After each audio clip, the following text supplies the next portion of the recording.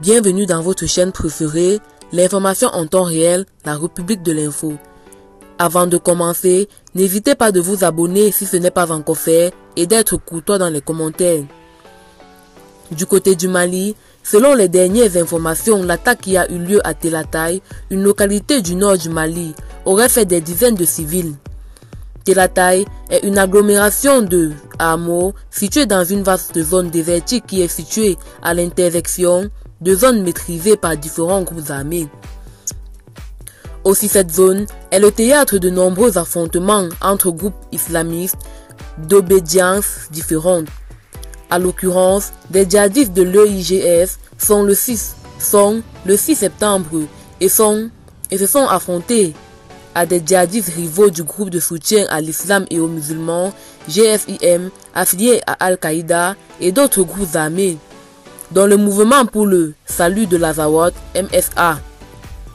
Les djihadistes de l'EIGF sont parvenus à prendre la localité de Telatay et après de longs affrontements. Des sources humanitaires font état de dizaines de civils tués. Ce qui nous inquiète vraiment, c'est la situation humanitaire. Les populations sont abandonnées à elles-mêmes, déclare un élu local. La situation sur place est très difficile, selon les témoins, précise un humanitaire travaillant dans la région. L'État malien est très peu présent dans cette zone reculée et désertique et les populations sont prises entre l'influence et présence des différents groupes djihadistes. Cela oblige les civils soit à s'allier aux terroristes sous peine de représailles, de privation de moyens de subsistance, cela sous peine de représailles. Cette région de Gao et de Manéka est très vaste et est le lieu depuis des mois de combats mettant aux prises des djihadistes entre eux ou les djihadistes avec d'autres groupes armés, notamment Touareg.